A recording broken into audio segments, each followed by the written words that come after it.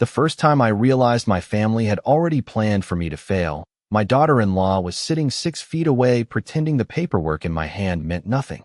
Patricia Moore, my late husband's younger sister, was seated across from me at Daniel's dining table in Charleston when she looked at the booking projections I had brought and gave a little shake of her head.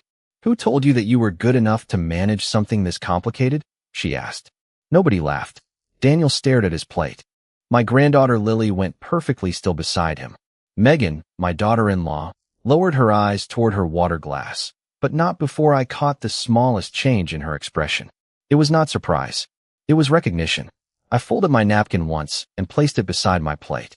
Nobody had to. Patricia blinked. She had expected an explanation, perhaps even an apology. For most of my 66 years, I probably would have given her one. Instead, I reached for the folder beside my chair and placed it on the table. Megan looked at it immediately. "What is that?" she asked. "Paperwork. About the beach house?" "Yes." Her fingers tightened around her glass. Daniel finally looked up. "Mom, I thought tonight was supposed to be dinner." "It is." "Then why does this feel like a meeting?" "I did not make it one." Patricia leaned back. "Helen, I was only asking a reasonable question. That property is complicated. Contractors, insurance, bookings, maintenance. Richard handled most of that kind of thing when he was alive." There it was. Richard. My husband had been gone for 2 years, but his competence still entered rooms before mine did. Richard had been organized, patient, and good with numbers. I had been the one who remembered birthdays, planned family holidays, handled our household, and kept everyone connected. Somewhere along the way, those differences had become evidence that he was capable and I was simply dependable. I looked at Patricia. Richard handled many things well. Exactly. That does not mean I became incapable when he died. Patricia opened her mouth, but Megan spoke first. "Nobody thinks you are incapable." Her voice was gentle. Megan was very good at gentle. "We just do not want you taking on too much." 6 weeks earlier, those words would have comforted me. 6 weeks earlier, I still believed concern and control always looked different. They do not. Sometimes they wear the same smile. Sometimes they use the same soft voice. And sometimes you only learn the difference when somebody starts making decisions in your name.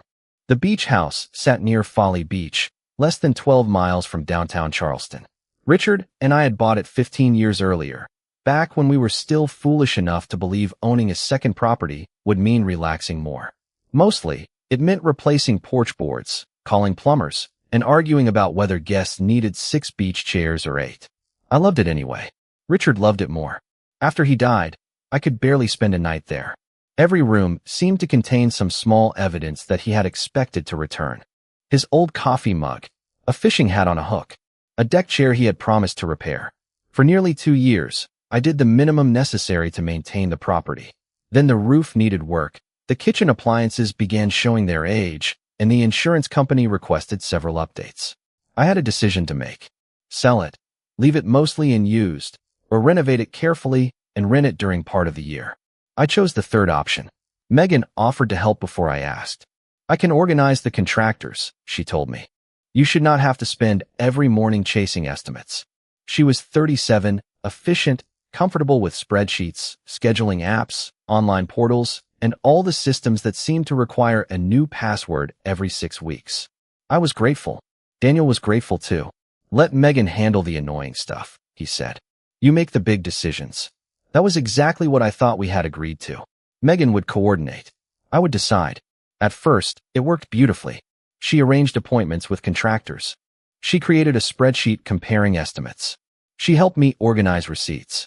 When Daniel asked how things were going, I praised her. Then something changed so gradually that I did not recognize it as a change.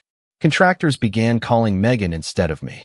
I would ask about an estimate and hear, "I already handled it." I would suggest moving an appointment and learn it had already been confirmed. Once, I questioned why a bathroom renovation had expanded beyond what we discussed. Megan smiled and said, "Helen, remember? We talked about this last Thursday." I did not remember. That frightened me more than the renovation. At 66, I was not ashamed of forgetting where I left my reading glasses. But forgetting a conversation involving thousands of dollars was different. I checked my calendar. Nothing. I searched my messages. Nothing. Megan said we must have discussed it on the telephone. Maybe we had. That became the answer to several things. Maybe I forgot. Maybe I misunderstood. Maybe grief and age had made me less reliable than I realized. Then Patricia started calling. Megan says the renovation is wearing you out. I am fine. There is no prize for doing everything yourself. I am not doing everything myself. Then let Daniel and Megan take more of it. The strange part was that I agreed with the principal. I didn't need help. What I did not understand yet was how quickly accepting help could become evidence that I should surrender authority. 3 weeks into the renovation, I stopped by the beach house on a Tuesday morning and found a contractor measuring the kitchen. His name was Greg Wilson. I had met him once. I thought you were coming Thursday, I said. Schedule changed. Who changed it? Megan. He said it as though the answer required no explanation. Then he handed me an estimate. $28,400. I read the total twice. What is this? The renovation package. I never approved a $28,000 package. Greg looked confused. I was told Megan was coordinating approvals for you. Coordinating is not approving. His expression told me he had not been given that distinction. I thanked him, took the estimate, and drove home without calling Megan. I did not call Daniel either.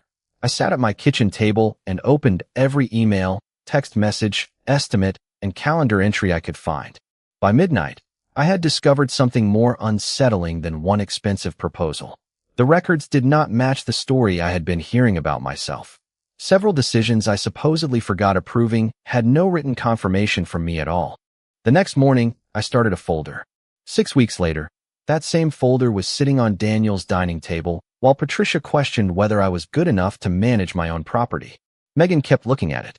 She had no idea how much I knew.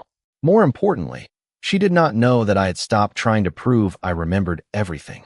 I had started documenting what everyone else claimed I had forgotten.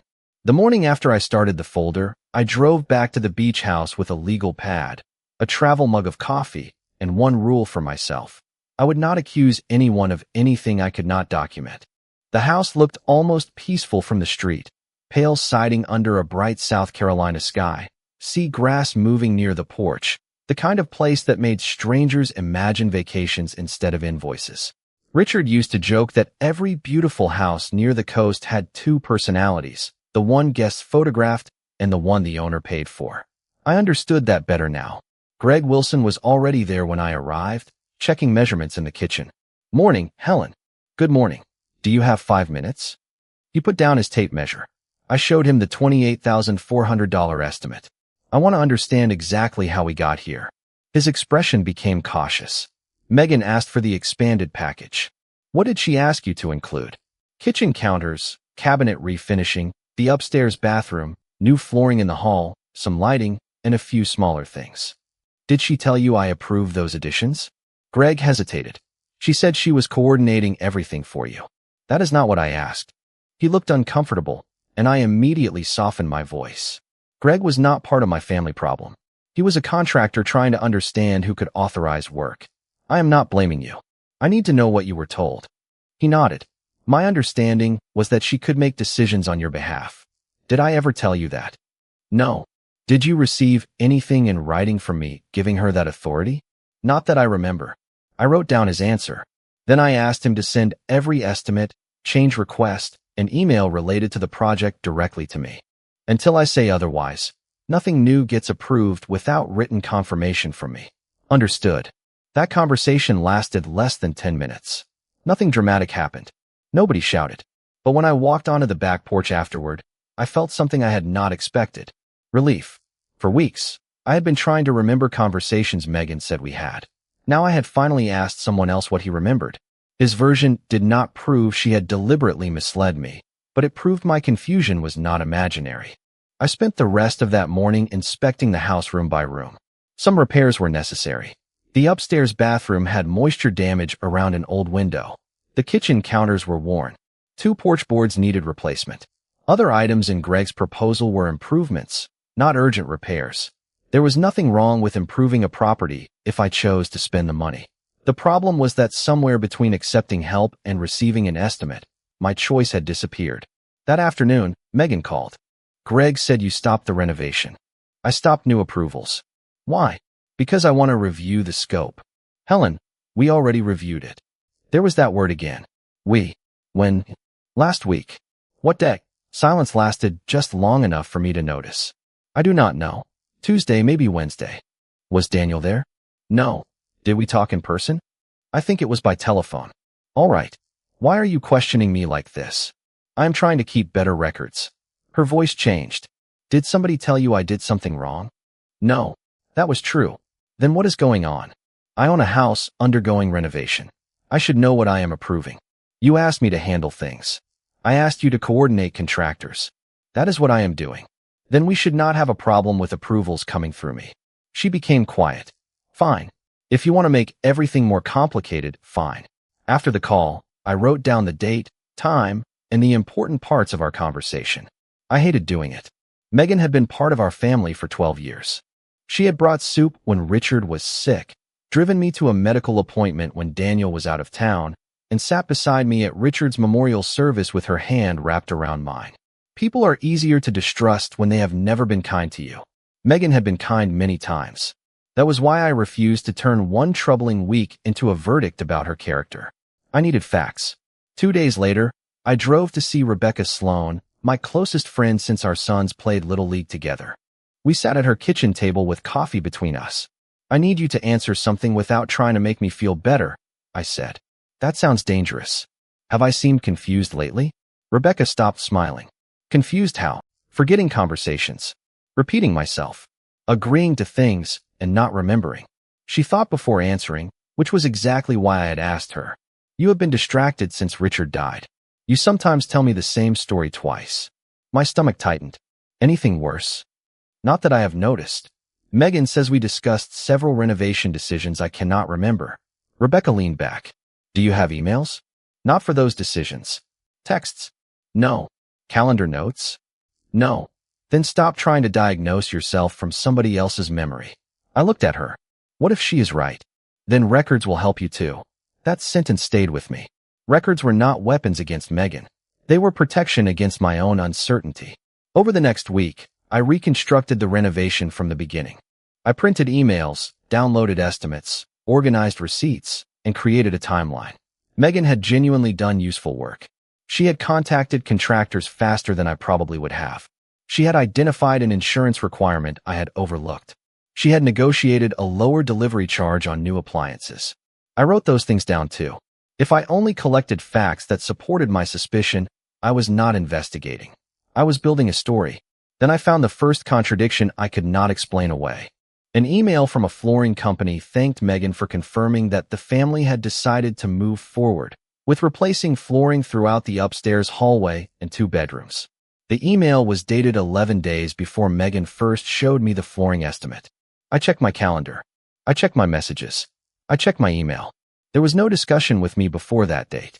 I called the company and spoke with a woman named Denise. I am trying to straighten out my renovation records, I said. Who authorized you to prepare the expanded flooring proposal? Denise checked her system. Megan Carter. Did she say she owned the property? No. She said she was managing the renovation for the family. Did she say I had approved the work? Denise paused. My notes say the family wanted to move forward, but the proposal still required a signature before installation. That distinction mattered. Megan had not signed a contract in my name. She had not spent the money, but she had represented a family decision before I had been included in making it. That evening, Daniel called. Mom, Megan says you are shutting her out of the renovation. I am putting approvals in writing. Why? Because it is my property. He sighed. She is trying to make this easier for you. I know. Then why are you making her feel like you do not trust her? I looked at the folder on my kitchen table. A week earlier, that question might have made me apologize. Instead, I said, Daniel, trust should make clear boundaries easier, not unnecessary. He did not answer immediately. Aunt Patricia thinks you are overwhelmed. I almost laughed, though nothing was funny. Megan had spoken to Daniel. Somehow Patricia now had an opinion too. Did Patricia ask me? She is worried about you. Then she has my telephone number. After we hung up, I added one more note to my timeline. The renovation was no longer the only thing being managed around me. So was the family's understanding of my ability to manage it. And for the first time, I began to wonder whether the most important decision had nothing to do with flooring, countertops, or rental income. It was whether I would continue letting other people define what help meant before I had the chance to define it for myself. By the end of that week, I had stopped asking myself whether I was overreacting and started asking a much more useful question. Who was actually making decisions about my house? The answer should have been simple. I owned it. Richard and I had purchased it together, and after his death the property became mine under the estate documents we had prepared years earlier. Daniel had no ownership interest. Megan had no ownership interest. Patricia certainly had no ownership interest. Yet somehow all three of them had begun speaking about the renovation as though my role were something between ceremonial and temporary. Saturday morning, Daniel came to my house carrying breakfast from a cafe near King Street. He set a paper bag on the kitchen counter and smiled. Peace offering. Were we at war? According to Megan, maybe. I poured coffee while he unpacked 2 biscuits and containers of fruit. She thinks you are angry with her. I am not angry. Mom, you are documenting telephone calls. I am documenting decisions involving thousands of dollars. He sighed. She was trying to save you the stress. I understand that. Then what is the problem? I looked at my son and realized he genuinely did not know. That mattered. The problem is that coordinating something for me is not the same as deciding it for me. She did not sign anything. I know. She did not spend your money. I know that too. He seemed relieved, as if those 2 facts settled everything. Then maybe this is just a communication problem. Maybe it is. I took a sip of coffee. Did Megan tell you she had already discussed replacing flooring in 2 bedrooms before I saw the estimate? Daniel frowned. She mentioned flooring. When? I do not know. Did she tell you I had approved it? He hesitated. I assumed you had. That word interested me. Assumed. Nobody had needed my signature because nothing had reached the contract stage yet, but decisions were being described as family decisions long before I had made them. Daniel, what exactly do you think Megan is supposed to be doing? Managing the renovation. No, she is coordinating it. Is there really a difference? There is when I am the owner. He looked down at his coffee. Mom, nobody is trying to take the house from you. I did not say they were. Aunt Patricia says you have become suspicious of everyone. I almost smiled. Patricia has become remarkably informed about a renovation she has never attended. Daniel rubbed his forehead. She and Megan talk. I noticed. He stayed another 20 minutes. Before leaving, he hugged me and said, "Please do not turn this into something bigger than it is." After the door closed, I stood in my kitchen thinking about how often women my age are told that sentence. Do not make it bigger. Do not be difficult. Do not embarrass the family. Accept the help. Be grateful. I had spent most of my life trying to keep small disagreements small. But there is a difference between making something bigger and finally measuring its actual size. Monday morning, I drove to the beach house for a scheduled meeting with Greg. Megan arrived 10 minutes later. I had not invited her, but she walked in carrying a binder as though nothing had changed. I thought we could finalize the kitchen, she said. We are not finalizing anything today. Her smile faded. Then why is Greg here? To separate necessary repairs from optional improvements. Greg spread 3 pages across the kitchen counter. We reviewed each item. The bathroom window needed attention. Several porch boards needed replacement. Some electrical fixtures needed updating. The kitchen counters were worn but usable. Cabinet refinishing was cosmetic. The hallway flooring could wait. The bedroom flooring definitely could wait. When we finished, the necessary work was far less extensive than the package Megan had been discussing. That is going to hurt the rental value, she said. According to whom? Any property manager will tell you guests expect updated finishes. Then I will speak to a property manager. I already have. I looked at her. Who? She opened her binder and removed a brochure. Coastal Haven Property Management. They handle vacation rentals all over the Charleston area.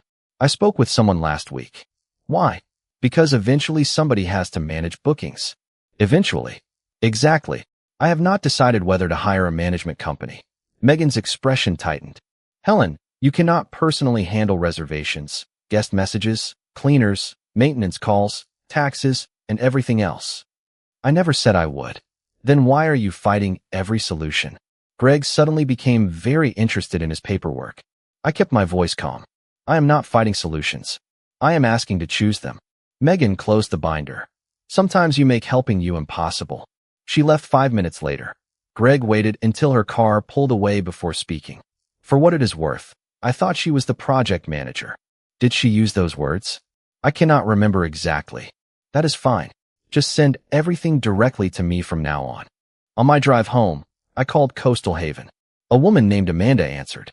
I introduced myself as the owner of the Folly Beach property and asked whether anyone had discussed management services for it.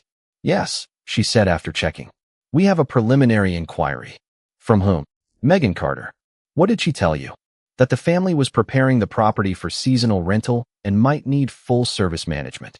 That alone was not unreasonable. I had discussed renting the house. Megan could honestly say we might need management. Then Amanda added, she mentioned that you may prefer for your son and daughter-in-law to serve as the primary family contacts once the property is active. I pulled into a grocery store parking lot before answering. Did she say I had agreed to that?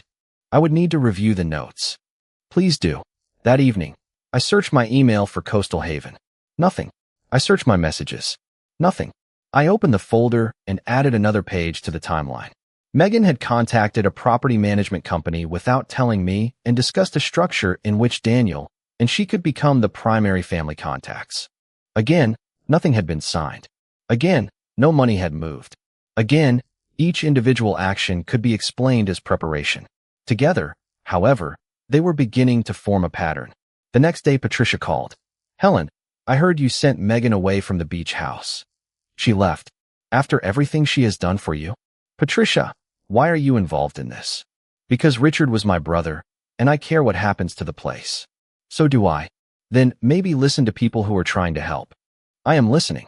It does not sound like it. Megan says you want to manage everything yourself now. That is not true. Then what do you want? I looked at the folder on my desk. I want people to stop confusing my willingness to accept help with permission to replace me. Patricia went quiet. Nobody is replacing you. Good. Then there should be no disagreement. After we hung up, I received an email from Amanda at Coastal Haven. She had found the notes from Megan's inquiry and attached a preliminary management proposal that had never been finalized. I opened it expecting a standard information sheet. Most of it was rental projections, service fees, cleaning coordination, guest support. Then I reached the contact section. Under property owner was my name. Under primary family contacts were Daniel Carter and Megan Carter. I checked the date at the top. The proposal had been prepared 9 days before Megan first suggested to me that managing the beach house might be too much for me. I stared at that date for a long time. Maybe Megan had simply planned ahead. Maybe she believed she was anticipating a decision I would eventually make. I was still willing to consider those explanations, but I was no longer willing to accept them without asking questions. The following morning, I called Jonathan Price, the attorney who had helped Richard and me update our estate documents years earlier. Jonathan, I said, I do not need a family argument. I need someone to explain exactly what authority I have given away, if any. He answered without hesitation. Bring me everything. I looked at the growing folder on my kitchen table. For the first time since the renovation began, I did not feel confused. I felt prepared. Jonathan Price had known Richard and me for almost 18 years, which meant he knew enough about my family to avoid pretending a legal answer could solve an emotional problem. His office was in downtown Charleston, on the 3rd floor of a brick building where Richard and I had once signed documents we assumed we would not need for decades. I arrived carrying the folder that had grown thick enough to require both hands. Jonathan looked at it and said, "That is either excellent preparation or a terrible sign. I am hoping for the first one." We sat across from each other at his conference table, and I explained everything from the beginning. I told him what I had asked Megan to do, what contractors believed she could do, what Daniel had assumed, what Coastal Haven had been told, and what the preliminary management proposal listed. Jonathan listened without interrupting. When I finished, he opened the property records and the estate documents already in his files. "First, the simple part," he said. "You own the property." I know. I am saying it because families sometimes turn simple facts into complicated feelings. Legally, the ownership question is straightforward. Have I given Megan authority to make decisions for me? Did you sign a power of attorney naming her? No. Did you sign a management agreement? No. Did you authorize her in writing to enter contracts on your behalf? No. Then based on what you have shown me, I do not see anything transferring that authority to her. I felt my shoulders relax. So nothing she discussed binds me? Not automatically, but I want you to separate 3 things. Asking for estimates is not the same as signing a contract. Discussing possible management is not the same as transferring control.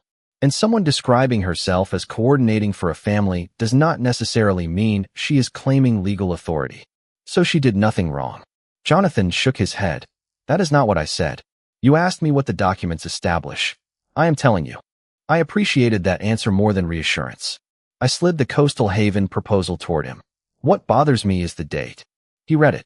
9 days before she suggested you might want Daniel and her to take over communication. Exactly. That tells you the idea existed earlier. Does it tell me why? No. I nodded. Facts first. Motives later. Jonathan advised me to send clear written instructions to every contractor and service provider stating that I was the property owner and that only I, or a professional I specifically designated in writing, could approve expenses or agreements. He also suggested I stop using family members as informal intermediaries for anything involving significant money. That sounds cold, I said. It sounds clear. Richard would have hated making family sign paperwork. Richard also kept receipts for batteries. I laughed. That is true. Before I left, Jonathan said something that stayed with me. Helen, needing help does not create authority in the person helping you. Authority has to come from somewhere. I drove home thinking about how easily I had forgotten that. Not legally. Emotionally. Megan had been faster with technology, more comfortable calling contractors, and better at organizing online information.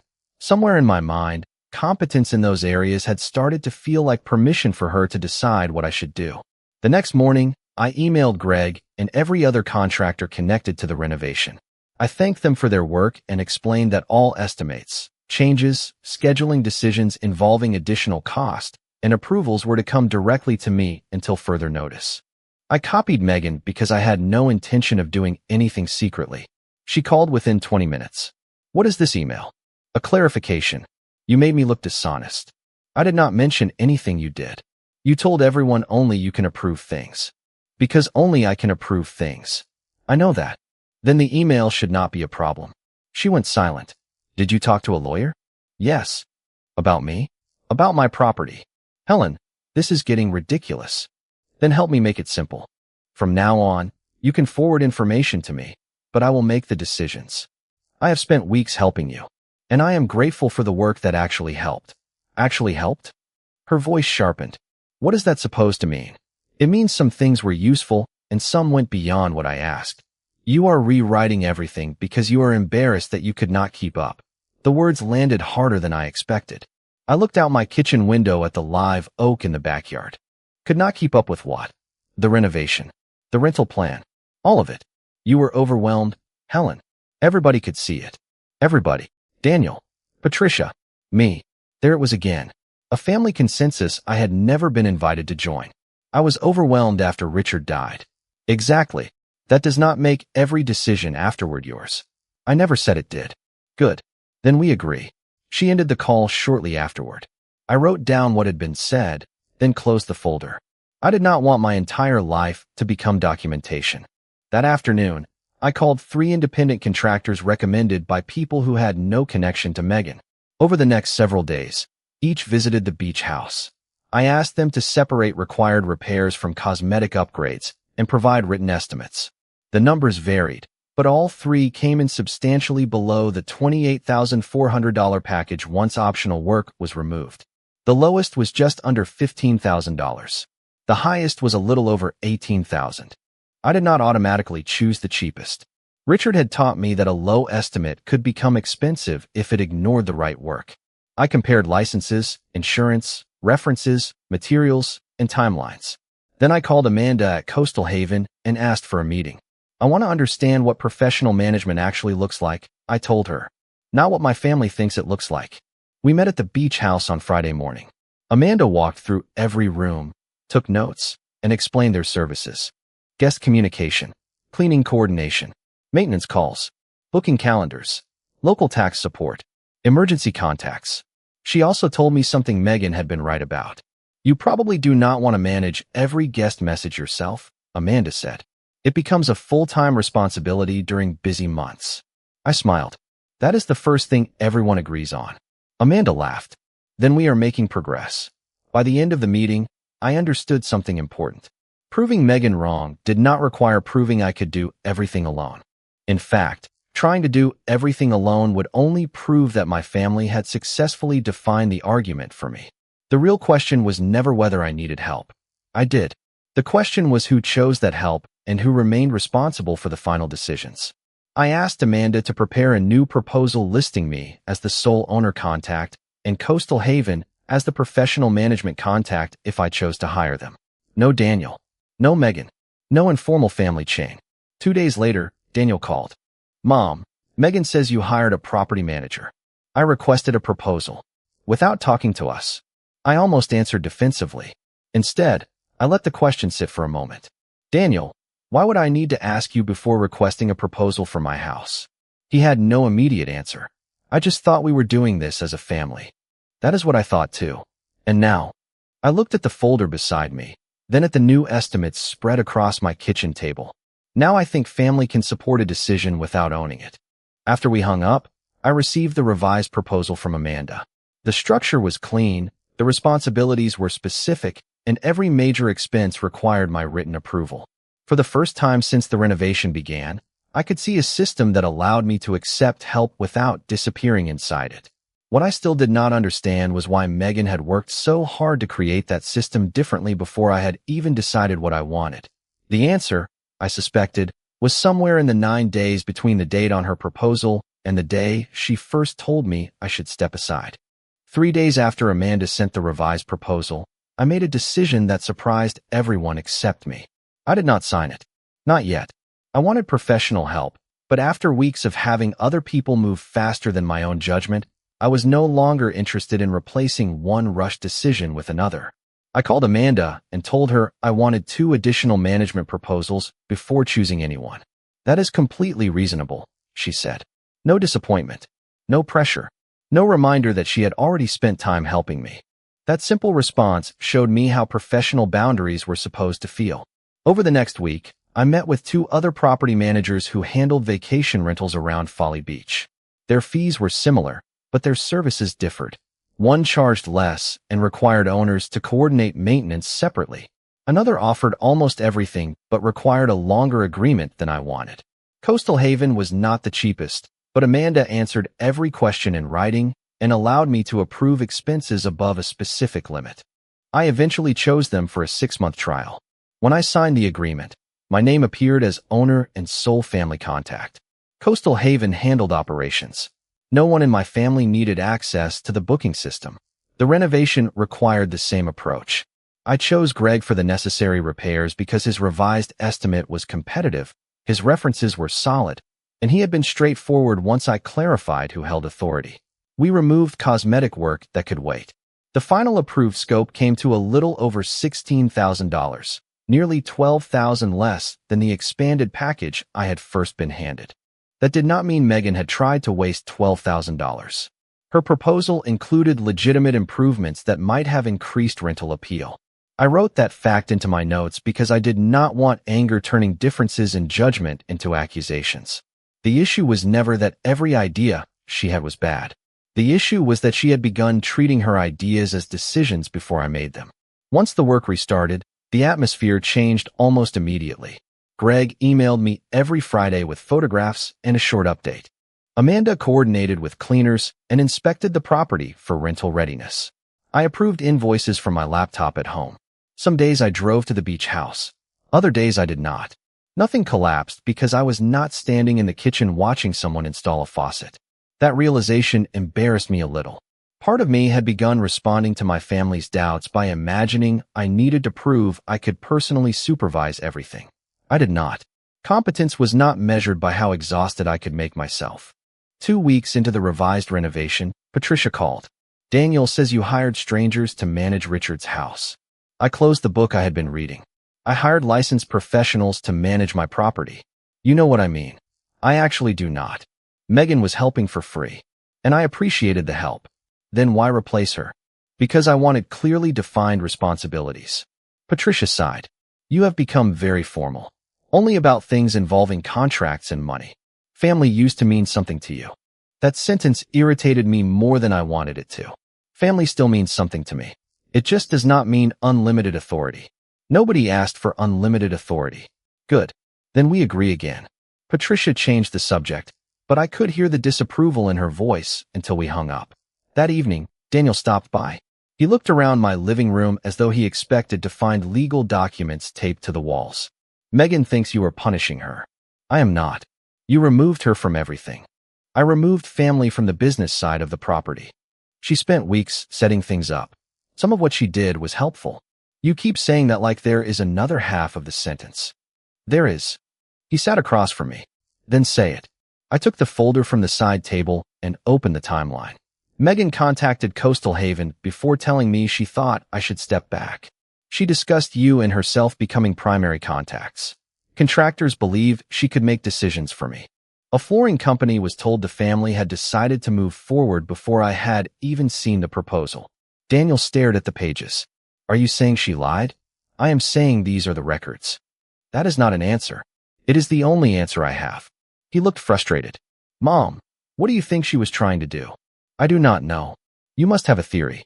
Having a theory is not the same as knowing. He leaned back and rubbed his face. She thought you were overwhelmed. I was. She thought the house needed somebody who could keep things organized. It did. Then maybe she was just planning ahead. Maybe.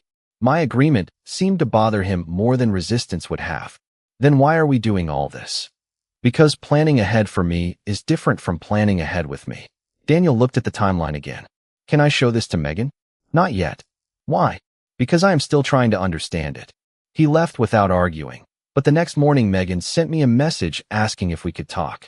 I agreed to meet her for coffee near her office. She arrived early. Daniel says you have a file about me. I have a file about the renovation. That sounds worse. It should not. She wrapped both hands around her coffee cup. Helen, what do you think I was trying to do? I do not know. You keep saying that. Because it is true. I was trying to keep you from getting buried in a project you were not prepared to manage. I believe you thought I needed help. You did need help. Yes. She seemed surprised again. Then why are you treating me like the enemy? I am not. I am separating help from authority. Megan looked away. You have no idea how many things I handled before they became problems. Then tell me. She listed contractor scheduling, insurance questions, appliance research, cleaning estimates, and rental projections. Several were genuinely useful. I thanked her for them. Then I asked, why were you and Daniel listed as primary family contacts on a management proposal 9 days before you first suggested I step back? Her expression changed. Not dramatically, just enough. Because somebody needed to be listed. Amanda could have listed me. You were already overwhelmed. Did you ask me? I was preparing options. Why did the option assume I would no longer be the primary contact? She looked down at her coffee. Because I thought that was where this was going. The answer was more revealing than any accusation I could have made. Where what was going? I asked. Helen, Richard handled these things. Everyone knows that. I let the sentence settle between us. Richard is gone. I know. And you decided that meant someone else would eventually have to replace him. That is not what I said. Then help me understand. She exhaled slowly. I thought once you saw how much work this required, you would ask Daniel and me to take over. So you prepared for that before I asked. I prepared an option where the decision had already been made about my role. Megan shook her head. You are twisting this. I did not argue. I paid for my coffee and thanked her for meeting me. As I stood to leave, she said, you are going to make this much harder than it needs to be. I looked at her. Maybe, but it will be my decision. That afternoon, Amanda emailed the first booking projection under the new management plan. The numbers were conservative, exactly what I had requested. The renovation was on schedule. The budget was under control. For the first time, the beach house looked less like a test of whether I was capable and more like what it had always been. A property requiring decisions, professionals, and patience. Then another email arrived, this one forwarded by Daniel. Attached was a document I had never seen. It was a more detailed management outline Megan had prepared weeks earlier. At the bottom, beneath projected responsibilities, one sentence stopped me cold. After the initial transition period, Helen Carter would no longer need to participate in routine property decisions. The document was dated 4 days before the Coastal Haven proposal. For several minutes, I sat at my kitchen table staring at the sentence Megan had written about my future as though it belonged to someone else. After the initial transition period, Helen Carter would no longer need to participate in routine property decisions. The wording was polite. That almost made it worse. There was no accusation that I was incapable, no statement that I was too old, too emotional, or too confused. I simply disappeared from the process one sentence at a time. I called Daniel. Where did you get this? Megan emailed it to me weeks ago. Why did you send it now? He was quiet. Because after our conversation, I went back through my messages. Did you know she had written this? I saw it, but I did not really study it. Did you agree with it? Another pause. At the time, I thought it made sense. I closed my eyes. Why?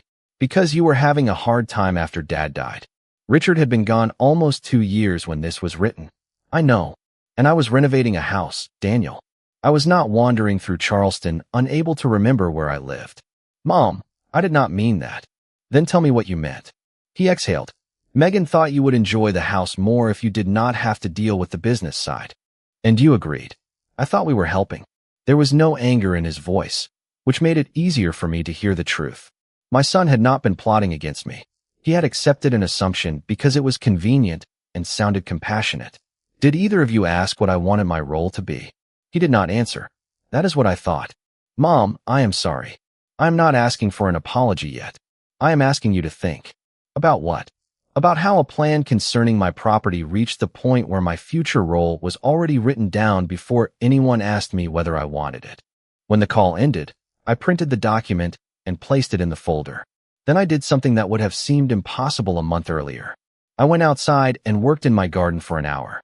I did not call Megan. I did not call Patricia. I did not send an angry family message.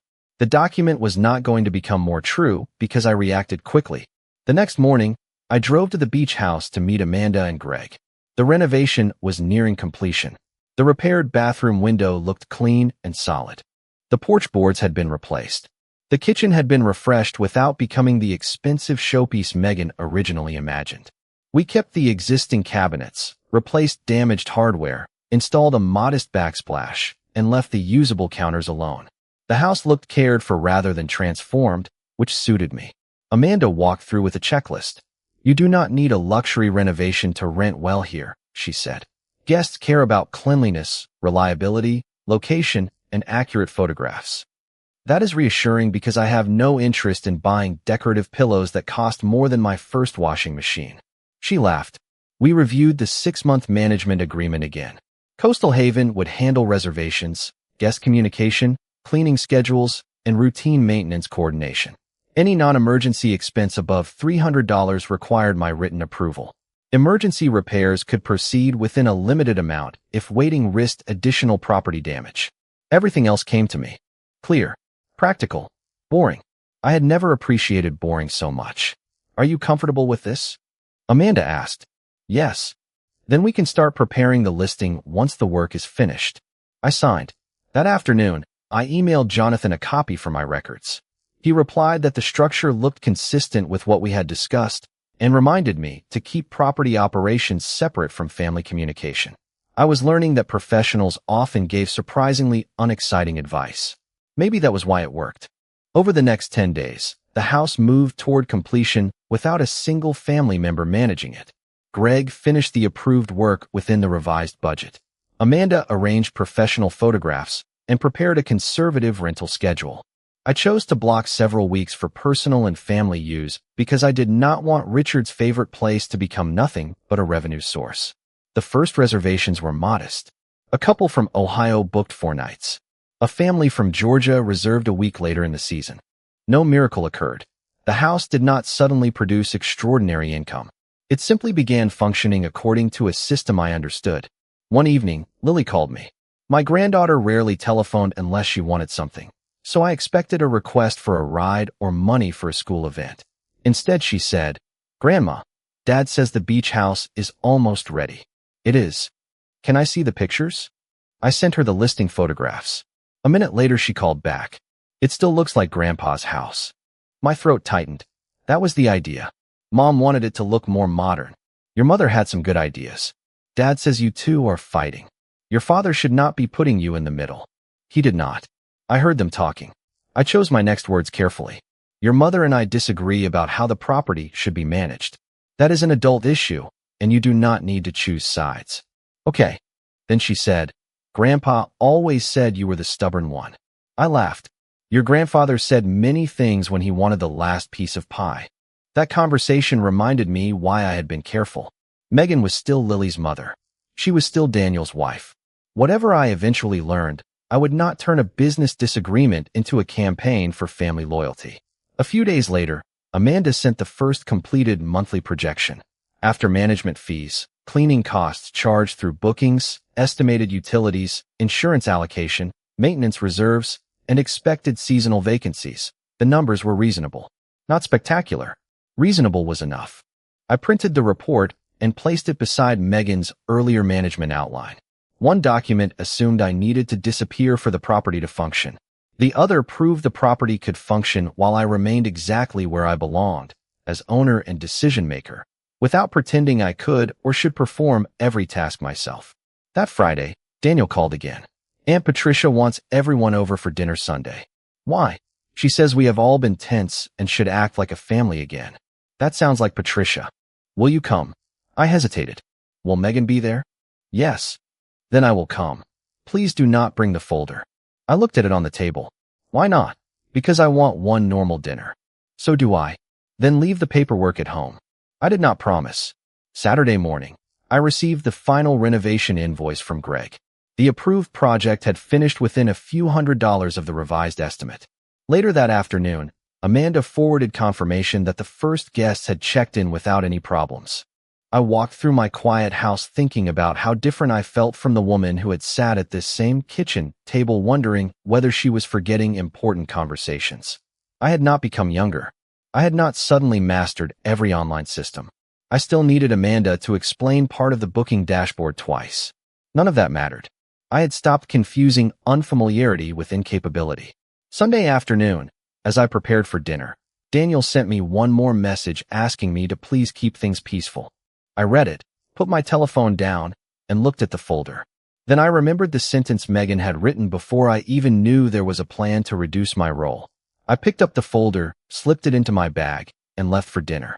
Patricia's idea of a peaceful family dinner included roast chicken, mashed potatoes, green beans, 2 bottles of wine, and enough unspoken tension to fill every empty chair at the table. She lived in a restored house in Mount Pleasant, and by the time I arrived, Daniel's car was already in the driveway. Megan opened the door. Helen. Megan. She stepped aside. Her smile was polite but careful.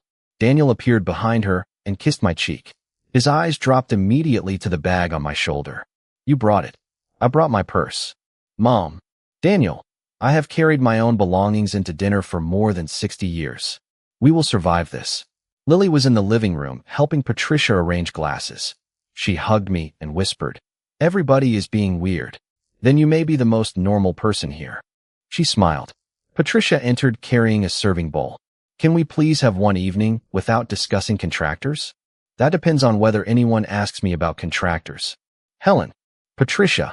For the first 20 minutes, everyone made an impressive effort to discuss anything except the beach house. Lily talked about school. Daniel described a project at work. Patricia complained about grocery prices. Megan asked whether I had seen Rebecca recently. It almost felt ordinary. Then Patricia asked how the beach house was doing. Daniel closed his eyes for half a second. Fine, I said. The renovation is finished. Completely. The approved work is finished. Megan looked at me. Did Greg stay within budget? Yes. What was the final number? A little over $16,000. Patricia set down her fork. That is much less than the original estimate. Because I removed work that was not necessary right now. Megan wiped her mouth with her napkin. Work that would have improved rental value. Possibly. It was not random spending, Helen. I did not say it was. You keep talking about the original proposal like I tried to waste your money. I have never said that. Daniel looked between us. Can we not do this? I am answering questions, I said. Patricia leaned toward me. And you actually rented it already? The first guest checked in this weekend. Who is handling everything? Coastal Haven. Megan's expression tightened. The company I found. Yes, they offered the best structure after I compared 3 companies. So some of my work was useful after all. I looked directly at her. I have said that from the beginning. Patricia gave a small laugh. Then I do not understand why this became such a production. Megan did the research, you used her company, and now everyone is acting like she committed some terrible offense. Nobody said that either. Then what are we even arguing about? I put my fork down. Authority. Patricia frowned. Authority. Who had it? Who assumed it? Who discussed giving it to other people? Megan stared at her plate. Daniel spoke quietly. Mom, maybe tonight is not the time. I agree. Patricia did not. No, I would actually like to understand this. Richard managed that property for years. Megan has experience with online systems. Daniel understands finances. You have never managed a rental property in your life. That is true. Then why are you so offended that people were worried? I was never offended by concern. You hired an attorney. I asked an attorney to explain my legal position. Patricia shook her head. You make everything sound so technical now. Because technical things become expensive when everyone relies on assumptions. Megan pushed her chair back slightly. I think we should stop. Patricia looked at her. Why? You were only trying to help. Patricia. No. I am tired of everyone pretending. Helen has spent weeks treating you like you were trying to take something from her. I turned toward Megan. Do you believe that is what I have done? She hesitated. I think you decided my help was suspicious. After I learned things had been discussed without me. Patricia interrupted again. Because you were overwhelmed. I looked at her. How do you know how overwhelmed I was? Megan told me. Daniel told me. I could see it myself. After Richard died. 2 years ago. Grief does not follow a calendar. No, it does not. Neither does it automatically make someone incompetent. Lily had stopped eating. I immediately regretted letting the conversation go this far with her at the table. Lily, sweetheart, would you mind taking your plate into the living room for a few minutes? Megan looked at me sharply. She can stay.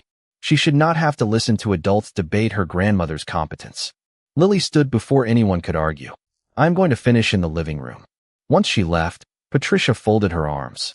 Nobody called you incompetent. No, that would have been too direct. What is that supposed to mean?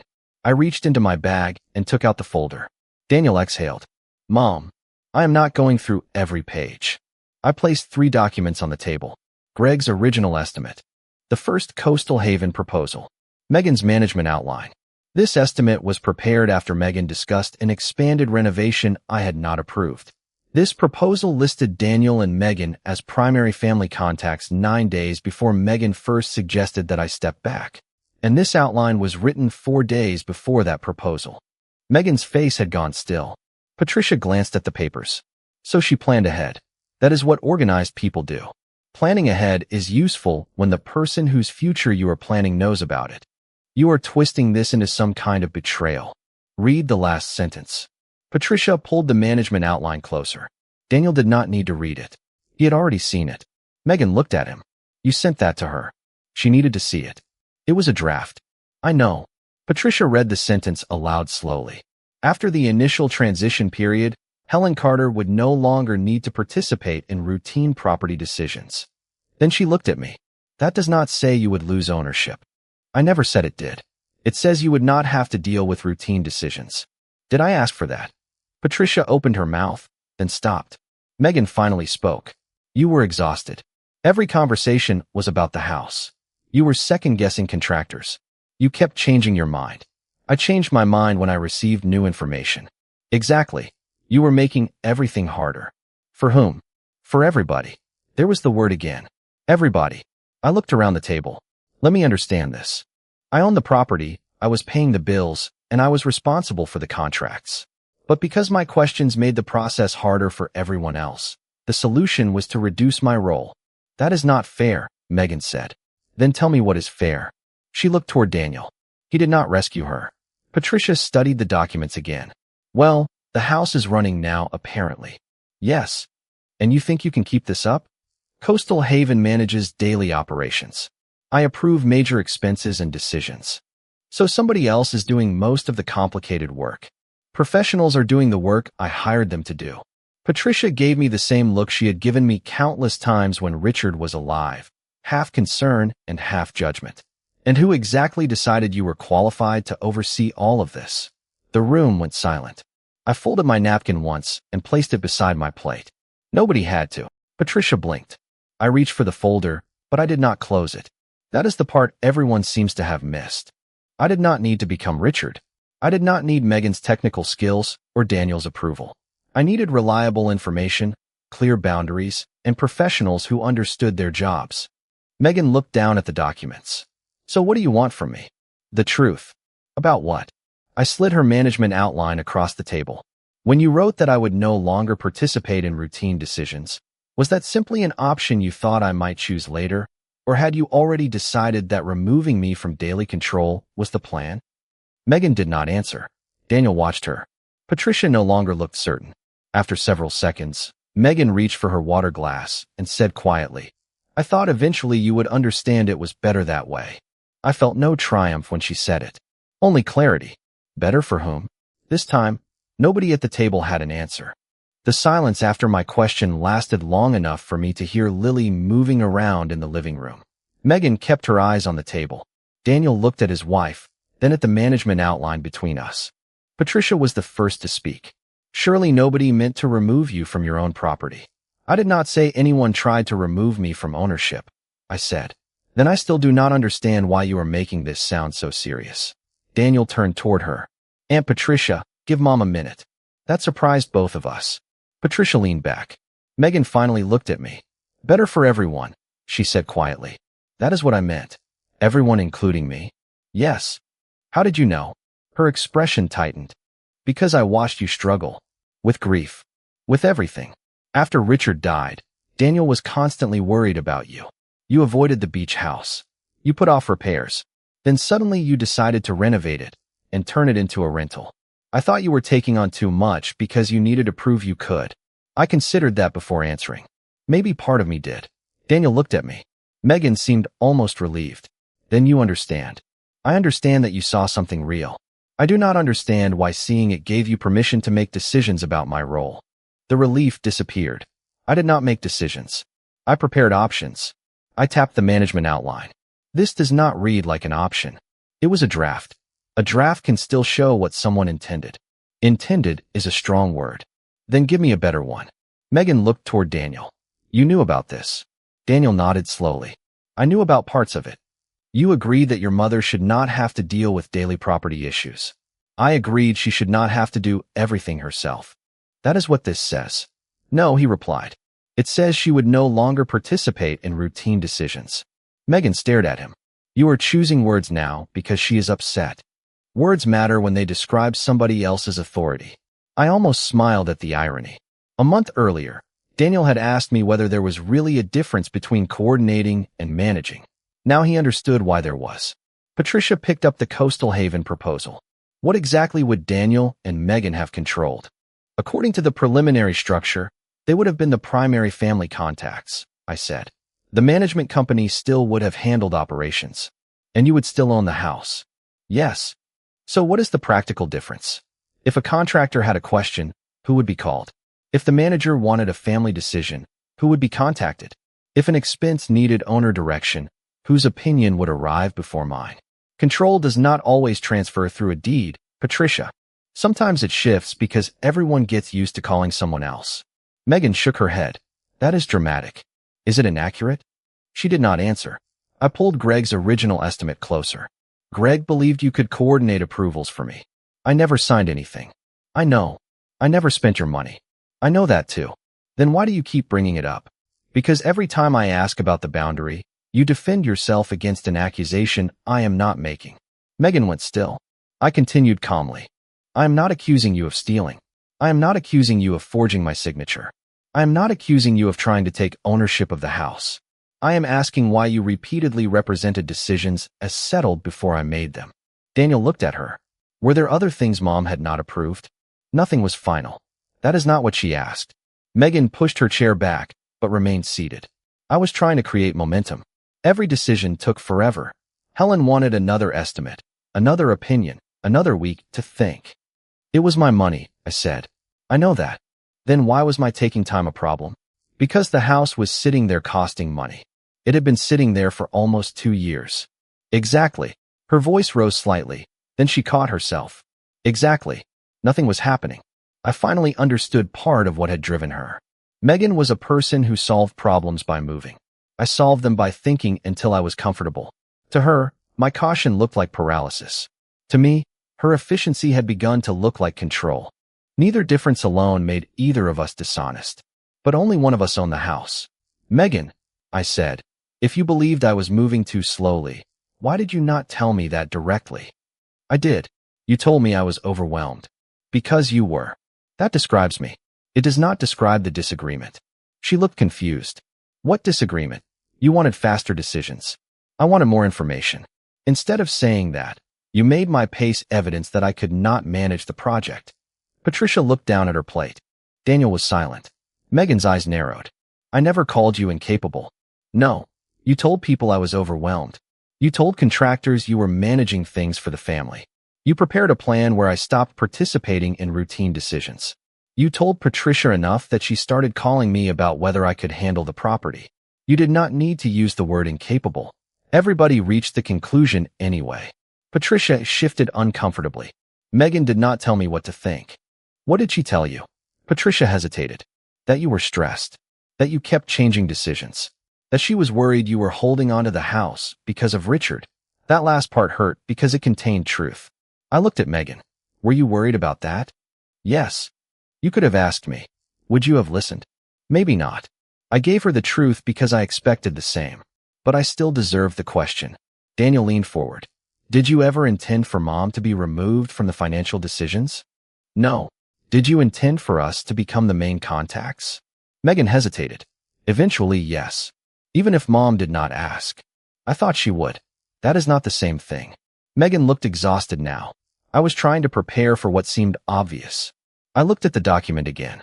My failure seemed obvious to you. I did not say failure. You prepared for a future where I stepped aside before I had even tried. She did not deny it. That was the moment the argument changed for me. Until then, some part of me had still wanted Megan to admit she had done something clearly wrong, so I could place the entire experience into a neat moral box. She had not. She had done something more ordinary and, in some ways, more painful. She had decided she understood my limitations better than I understood my own choices. Daniel finally said, Mom, I should have asked you what you wanted instead of assuming Megan knew. Yes. He nodded. I am sorry. Patricia sighed. I suppose I repeated things without hearing your side. You did. She looked surprised by how plainly I said it. I was worried about you. I know. Megan stared at me. So what happens now? I gathered the papers into the folder. Nothing dramatic. Coastal Haven manages the property. I remain the owner contact. Major decisions come to me. Family does not have access simply because family is family. And me? She asked. You are my daughter-in-law. You are Lily's mother. You are Daniel's wife. Those relationships do not require access to my contracts. She looked down. Do you trust me? I thought carefully. Not with the beach house right now. Her face tightened, but I continued. That does not mean I have decided who you are as a person. It means trust in one area was damaged by what happened in that area. Daniel nodded slowly. Patricia said nothing. From the living room, Lily laughed at something on television, an ordinary sound from an ordinary evening that reminded me this family would continue after the uncomfortable conversation ended. I closed the folder. I had come to dinner believing I needed an answer about why Megan had planned for me to step aside. I finally had one. She had not been waiting for me to fail so she could take something from me.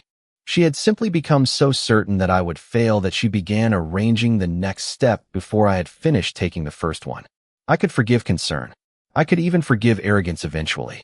What I would never do again was confuse either one with permission. The morning after Patricia's dinner, I woke before sunrise and realized something had changed. For weeks, my first thought each morning had been the beach house. Contractors, estimates, emails, management agreements, family conversations, and the endless question of whether I had missed something important. That Monday, my first thought was coffee. I considered that progress. I made breakfast, watered the plants on my back porch, and waited until after 8 before checking my telephone. There was a message from Daniel asking whether he could stop by after work. There was nothing from Megan. Patricia had sent one sentence. I am sorry I spoke about you before speaking to you. I read it twice and replied, thank you. That was enough. I had no interest in turning every apology into another hearing. At 10, Amanda called with an update from Coastal Haven. The first guests had checked out, the cleaning inspection was complete, and there had been one minor maintenance issue involving a loose cabinet hinge. The repair cost $45 and fell within the routine maintenance limit in our agreement. Everything else went smoothly, she said. Good. The next reservation begins Thursday. Do you need anything from me? Nothing right now. I smiled after we hung up. Nothing right now. That was what competent management sounded like. Not constant involvement. Not proving I could personally solve every small problem. A system worked because everyone understood where their responsibility ended. That afternoon, I drove to Folly Beach after the cleaners finished. The house smelled faintly of lemon cleaner and ocean air. I walked from room to room, noticing small signs that strangers had stayed there. A chair had been moved near a window. One of the board games was on a different shelf. A guest had written in the small notebook Amanda placed near the entrance, thanking us for a quiet weekend. I stood in the kitchen where Megan and I had argued about counters and cabinets and remembered Richard leaning against that same counter years earlier, complaining that I took too long choosing paint colors. He had been impatient too. The difference was that Richard would complain, tease me, make another cup of coffee, and then wait until I chose. I finally understood why Megan's behavior had unsettled me so deeply. It was not because she moved faster. It was because she had begun treating my hesitation as consent for someone else to decide. Before leaving, I sat on the back porch facing the water. I had spent months believing I needed to preserve the house exactly as Richard left it. Then I had spent weeks believing I needed to prove I could transform it without him. Both ideas were wrong. The house did not need to become a monument to my marriage or an examination of my independence. It could simply become part of my life as it existed now. Daniel arrived at my house shortly after 6 that evening. He carried no breakfast, no peace offering, and no speech prepared in advance. I appreciated that. Can we talk? He asked. Of course. We sat in the living room. I owe you an apology. You already apologized last night. Not properly. I waited. I let Megan's confidence become my opinion. He looked down at his hands. She sounded certain you needed us to take over more, and I was worried about you. So I stopped asking whether that was actually what you wanted. I know. I should have asked. Yes. He nodded. I also should not have used Dad as the standard. That caught me. What do you mean? Every time something came up, I thought about how Dad would have handled it. Then I looked at you doing it differently and assumed different meant worse. I felt a pressure behind my eyes, but refused to make his apology easier by interrupting it. Dad made decisions quickly, he continued. You asked more questions. He liked doing things himself. You hire people and check their work. I kept thinking you were struggling because you were not doing it his way. I am not your father. I know that now. I smiled slightly. You knew it before. You just forgot it was allowed to matter. He laughed quietly. Then his expression became serious. Megan feels terrible. Does she? Yes. She also feels angry. Probably. Both can be true. Daniel looked relieved that I was not demanding he choose between us. She wants to talk eventually. Eventually is fine. You are not going to cut her out of the family? Daniel, I removed her from managing a rental property. I did not erase her from Christmas. He laughed again. She may need to hear that. She will when she is ready. Over the following month, the beach house settled into a rhythm. Some weeks were booked. Some were not. Coastal Havens sent statements.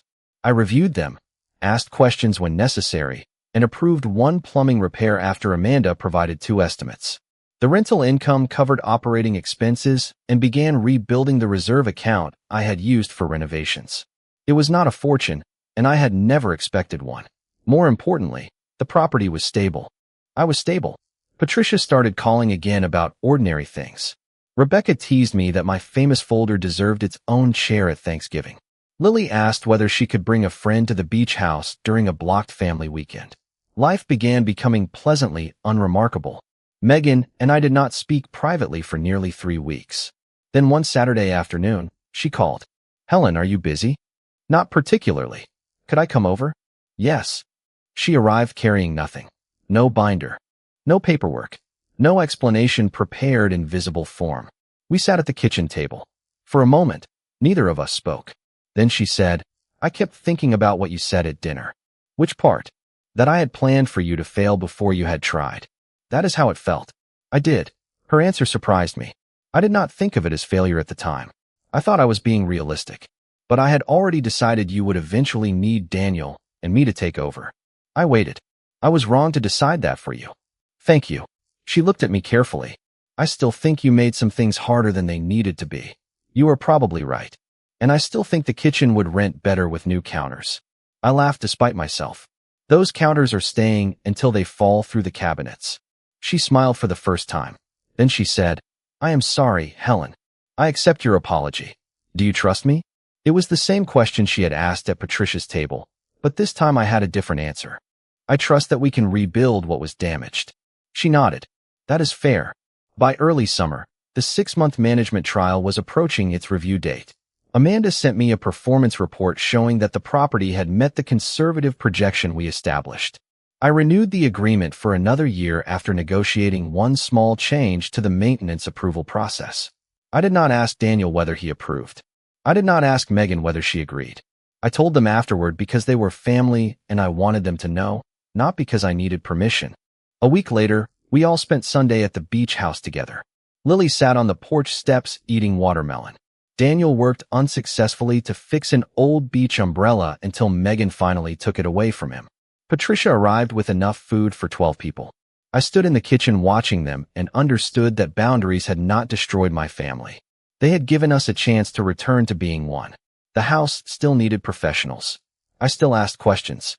Megan still moved faster than I did. Daniel still worried. Patricia still offered opinions nobody requested. None of that needed to disappear. The only thing that had changed was the assumption that love gave anyone the right to decide when another adult should step aside. I had spent months trying to prove I was capable enough to keep my place. In the end, I learned I had been asking the wrong question. My place had never depended on proving anything to them. It depended on remembering that accepting help and surrendering authority were never the same thing.